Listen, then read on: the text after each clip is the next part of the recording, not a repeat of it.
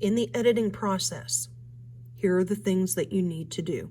You need to check for the 4-to-1 ratio. Remember, we had at least 4 sentences that were lengthy, that were informative, but we didn't expect our reader to have to memorize them.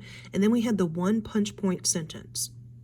So that would be the punch point sentence, would be the one sentence in that paragraph or in that portion of the paragraph that if we were going to have to highlight to study for a test, we would highlight that sentence. So 4 complex informational sentences to every 1 short punch point sentence. You could have as many as 5 or 6 informational sentences. I think 6 would be pushing it. All right, so per paragraph, you need to have at least 5 sentences, probably 7. You're going to take out all the contractions. We already talked about that. Then you're going to check for your pronouns. Now remember, I mentioned the Control F search. So you can then look for any instances of the word that. Remember, I said that was the one that was the worst. Those need to be changed to which or who, or just simply remove them. Personal pronouns. I, me, you, we, us, all of them need to go. Unless they're in a direct quote, and we shouldn't have any direct quotes. Don't ever use personal pronouns. Use who for people, which for things that are not people, and almost never use the word that. I know we tend to use it all the time. Now is the time to take it out, though, because you're editing, you're not speaking. Okay, pronouns need to answer specific questions. If you have the pronoun this, it must answer this what. They must answer who they are. Such as what. So look at all of your pronouns. If you need the list of pronouns, go back to the PowerPoint on pronouns, or you can just look up a list of pronouns and do F searches. Just make sure, this is a double check. Only use a pronoun in every other sentence if you're referring to your author.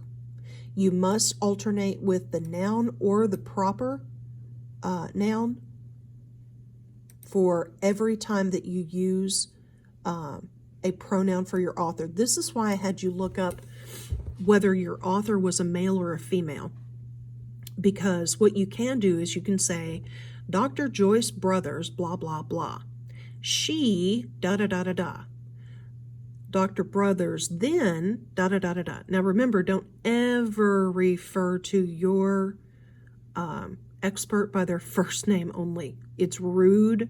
It is not professional. It is not formal, and we don't ever do it. Okay? So the only thing that we're going to do is we're going to use a he or a she every other time we talk about them, if you want. So if you're talking about this particular author for several sentences in a row, please do use the he or she pronoun, and then flip back to their formal title. You don't have to use their first name, but you can say, in the example I was using, Dr. Brothers as opposed to Dr. Joyce. No, not Dr. Joyce.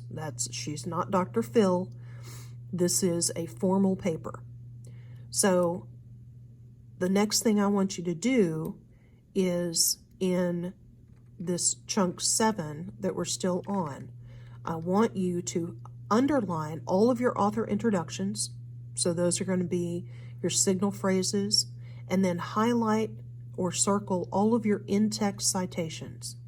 So you should have an in-text citation for every single thing that does not belong to you, that is intellectual property of somebody else.